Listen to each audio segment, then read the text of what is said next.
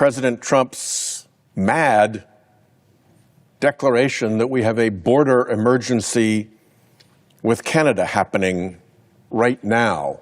If I go home to Rhode Island and ask people what the emergency is in their lives, I wouldn't get one person who said, oh, we've got a real emergency with Canada. That whole Canada situation, boy, that's dangerous. This is nutty stuff, and it's dangerous stuff economically. Just in Rhode Island, Canada is our largest international trading partner. 22% of Rhode Island's exports are to Canada.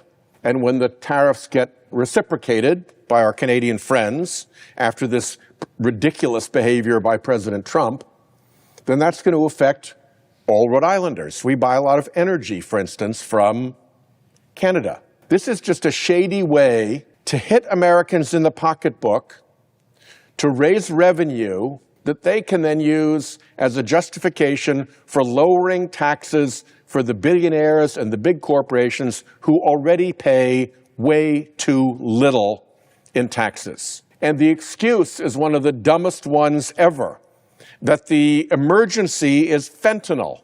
I take this issue deadly seriously. Not the president. Not the president. 0.2% of the fentanyl in America comes across the enormous Canadian border. If you did it like per mile of the American border, it would be unmeasurably small.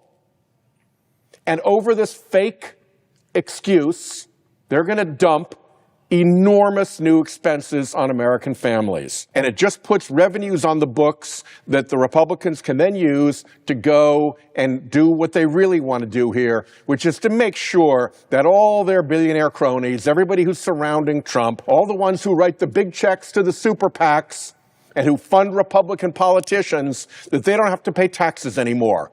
Taxes are just for the little people. This is a disgrace, and I hope there'll be a few voices on the Republican side to recognize that considering the Canadian border to be an emergency is preposterous. I yield the floor.